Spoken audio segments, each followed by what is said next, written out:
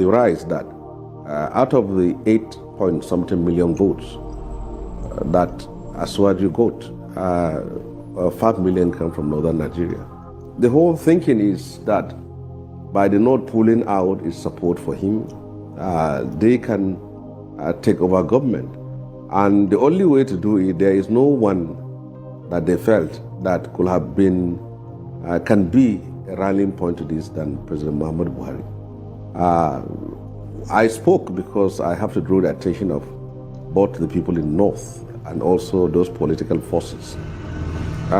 Before 2015, nobody has the right number of people, especially from the North, that have died in the struggle to install Buhari as the president. Hello, wonderful followers and subscribers of Holy Ghost Son. I hope this video finds you well. Please, if today is your first time coming across my video, I want to say big thank you to you for stopping by to watch. And I want to welcome you especially to the platform that tell you undiluted truth. Please, before we delve into this topic, do me a favor by hitting the the like button so that Facebook and YouTube can recommend it. And please share and make another person see them. All right, guys. Senator Shehu Sani said, if the North try to kick out Pablo Escobar, Tinubu, in 2027, there will be no Nigeria. But before I proceed, permit me to ask, do we currently have a country? Please, do you think currently we have a country? I don't feel we have a country. I don't feel so. We only have an entity that has, that belong to some gangs. We might talk this for pidgin English. We only get entity where we say some gangs. You understand? They don't hijack them. As far as I'm concerned, in my opinion, Holy Ghost Son, I don't believe say we get country. Baba, what is your opinion? Let me proceed.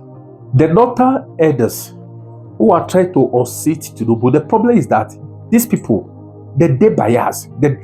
And they try to talk most of, when I do political news these days, especially when I do my news, especially political, I like when they go in PG because I might make Facebook give me another walla for hate speech. You understand? Cannot forget that sometime last year. All these northerners going, I'll miss the English, okay? Going say that they want to take over powers and that. Not be hypocrisy, they worry, don't be hypocrite. Good luck was there. They said kick good luck out. They did everything possible to kick him out. Then they packaged Buhari for us. Buhari took the country from top to bottom. It did not take us go bottom. It took us from top to bottomless pit. Then it carry us go. Now, they are rallying around. Listen, the North has ruled Nigeria more than any other region since the creation of Nigeria. What have they done? What have they done rather with the opportunities, the position they've occupied in Nigeria? How have they used it to better their region? How have they used it to better the lives of their people? When Buhari was in power, he's a Fulani herdsman. If he treated everywhere, nowhere was safe in Nigeria. Everywhere. You are driving with Benin, you are driving on the road, you see Fulani men will bring a gun. You understand? They took over everywhere. What did they do? The other and northerner. Instead of the North to say, okay, we have made mistakes supporting Tinubu. Let's look for a capable, let's look for a capable Santana that will come aboard. Yes, you can even have a deal. Okay, say do one time, let it come to the North. You support us. The likes of Atik, all of them, that try to meet the back, they think he has support. Meet Bubu Buhari for support. You guys have ruled Nigeria more than any other tribe in the first place. How have you used it to better the lives of your people? Despite the fact you guys have ruled Nigeria more than any other tribe, any other region, there's still more insecurity in your region, more poverty in your region. Guys, I like the things Shehu Sani said in this video. They are deep. Please, I want to settle down, watch this video to the end. It made a whole lot of sense. Please, if you be well for Nigeria, please watch this. I beg, share. Drop your opinion. I will like make I hear it. Thanks and God bless you. I meant every word of every statement that I posted on my Twitter or X handle and Facebook. And what I said can be backed by this evidence that I'm going to state now. First of all, it's not false, that it's not wrong to say that the North has been worse off under President Muhammadu Buhari than at any other time in the history of Nigeria.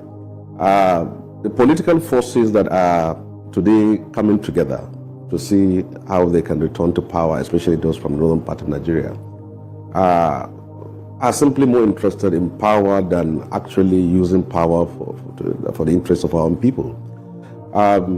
In the last 8 years of President Muhammadu Buhari, we have seen how the North was systematically destroyed by the ineptitude and incompetence of both the person who was at the seat of power at that time and the courtiers around him. First of all, the most important issue we face in the northern part of Nigeria is insecurity, and that became worse. In the northwestern part of Nigeria, in most parts today, the rural path of the northwestern part of Nigeria, many of our people can't access their farms. Many have resorted to paying levies and taxes to bandits in order for them to go to their farms. And many schools in rural areas have closed down during the period of Muhammadu Buhari administration. We know that Chibok happened under Jonathan, but look at the statistics under Buhari. A Federal School of Agri-Mechanization, Kaduna, was attacked.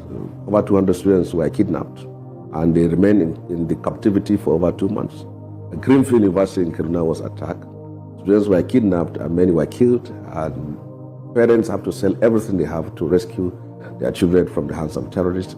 Government Science College, Kagara in Niger State, Government Secondary School, Kankara in Katsina State, where the former president came from, Sangaya School in Tegina in Niger State, Bethel Baptist House School in Kaduna.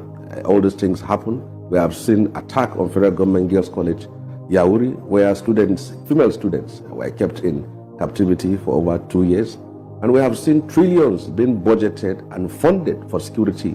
And he kept service chiefs who failed. He kept on extending their tenure, and the North was worse off. At a certain time in Zabarmari, somewhere in Borno State, about 50 farmers were slaughtered. In Kaduna, the same thing. Slaughtering of people, raping women, extortion for ransom became a way of life in northern part of Nigeria. Under Buhari, you can't move from Kaduna to Abuja. Kidnappings and killings happen every day. In the last 1 year, it happened 1 or 2 times. You remember the train incident that was attacked. The parents have to sell almost everything they have to get. So that was the life that we came from. That was someone from the north who was in power. And unfortunately, even all those who were heading security apparatus were all from northern part of Nigeria. So they got power, they wasted the opportunity. All that came after they left office was one story of embezzlement, corruption, and industrial scale looting of the treasury of the country that happened under that administration. So I don't see how, for any reason, that those elites from our part of the country will say that we have failed. Let's give a chance for another person. If you remember, the thought of President Muhammadu Buhari, thought of President Olusegun Obasanjo, of bringing someone from Niger Delta to preside over the affairs of the country has seriously addressed the problem of that region. Even if it has not addressed the problem of that region, at least they knew that their own was in power, and this is what he has done, and the country moved forward. So it is not constitutional, it is not within our law, it's not within democratic realities that people should not aspire for power. But when you are talking of the unity, the stability, and the continuous existence of Nigeria, I think it's important for those who have ambition from northern part of Nigeria to step it down. The North has a moral right. It is more strongly footed in, with a legitimate pedestal to ask for a return of power in 2031 or 2032. That is the right thing to do. But at this time, all these forces were the same people that mobilized the same people before 2014. And now they thought that they can bring back that kind of charm and then see how they can push him forward. But what they don't know was the fact that the people the North, even though there are a lot of gullible ones that may go along with that. Question will be asked, when you were in power, what did you do? We had our own on the throne, and he did nothing, and we were worse off. So what else do you want us to do? Do they want us to go back to that point where President Muhammadu Buhari will endorse a northern candidate, and then the South will say this is where they go? Where will Nigeria be? So I think that's right. He too, as someone who has been through civil war, as someone who presided over the affairs of this country, I should be very careful with this kind of people. If not, they will both get him and the whole country in trouble. Right, Senator, you also noted that the South never challenged the Buhari's government for 8 years, which some might interpret as a sign of weakness or acquiescence. How do you think the South approach to politics has contributed to the current state of affairs, and what lessons do you think can be learned from their experience, especially given data from the 2023 presidential elections showing that South accounted for over 60% of President Bola Tinubu's total votes? Nigeria, there's no doubt about it. I don't know of any person who has been so long in the struggle for power and who has gone through that experience like him. But if the North has decided that this is the person who they wanted to take over power, for example, a state like Zamfara State voted for Aswaju Tinubu, and Niger State voted for Aswaju, Kaduna State voted for Atiku. But now, if people ordinary people can say this is where they belong, I think it is important to allow the process to come to an end. 4 years is nothing in the history of a nation if you are talking about the length of time. But the fact is that for the whole 8-year period of President Muhammadu Buhari as a president of this country, the South has not presented any serious and formidable challenger and rally around him for sectional reason and say this person must eject President Muhammadu Buhari out of power. But this is where we are heading to as far as the North is concerned. Anybody can deny this, but I believe that time and posterity will prove me right, that this is their whole intent and this is the problem we are going to face. But I have to caution them on the crisis and the problems that will generate. It's going to be a serious problem for Nigeria, where you have a candidate that is endorsed by one section of the country and opposed by a section of the country. And I said it in clear terms, that allow the South to tidy up and then complete their tenure from 2027 to 31 or 32, I don't know. And then from there, the North can stand on a strong moral footing and demand for power. You can see revelations after revelations. The northern masses have simply been used and been abandoned for 8 years of Buhari administration.